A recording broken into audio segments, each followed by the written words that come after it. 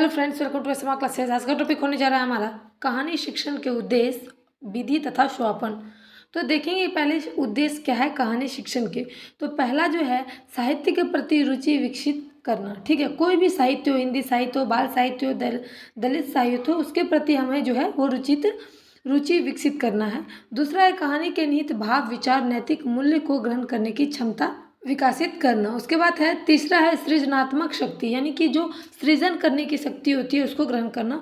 चौथा है शब्द, मुहावरा, लोकोक्ति आदि के भंडार को समृद्ध करना, यानी कि याद करना कैसे मुहावरा बनेगा, कैसे लोकोक्ति, उसका भंडार उसके अंदर सीमित होना चाहिए। ठीक है। उसके बाद है पांचवा अंदाजा लगाना, यानी कि कोई भी चीज़ का अंदाज करना कि ये कैसे हो सकता है, इसकी क्षमता को विकसित करना। ठीक है।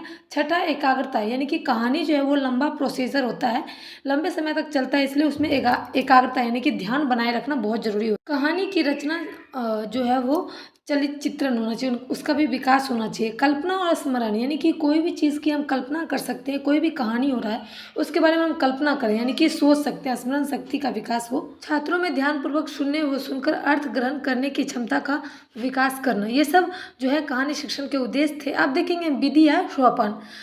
विधि में जो होता है, कोई भी कहानी होता है उसका पहले होता है प्रस्तावना। ठीक है, जैसे कि हम देखेंगे सबसे पहले कक्षा में उचित वातावरण बनाकर कहानी कहने वाले का माहौल बनाया जाए, जिसमें कहानी की पढ़ाई को मनोरंजनात्मक एवं प्रेरणादायक बनाया जा सके, यानी जो भी कहानी है उसमें थोड़ा ट्विस्ट आ जाए और पढ़ने की जिज्ञासा हो जाए। ठीक है।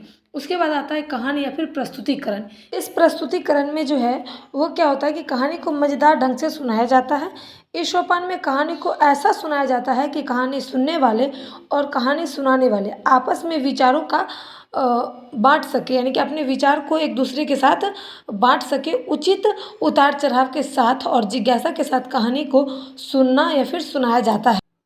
इस सोपान में कहानी सुनने वाला कहानी सुनाने वाले को कहानी सुनता है, यानी कि जो भी अध्यापक जो सुनाते हैं कहानी वो फिर दूसरे से कहानी सुनते हैं, यानी कि इस प्रकार से कक्षा में एक एक करके विद्यार्थी से कहानी सुनते हैं। कौन? तो शिक्षक सुनते हैं। ठीक है। इस प्रकार कहानी पर चर्चा होती है और बोध प्रश्न भी होता है, यानी कि बीच बीच में जो है वो कहानी के बीच बीच से प्रश्न भी पूछा जाता है, करवाया भी जाता है। और कहानी में नैतिकता, शिक्षा, भाव, कहानी के चरित्र और पात्रों पर चर्चित किया जाता है, यानी कि कहानी में कितने पात्र हैं, कहानी में ऐसा क्या है, उस पर भी आराम से भाव के साथ चर्चा किया जाता है। Thanks watching my video.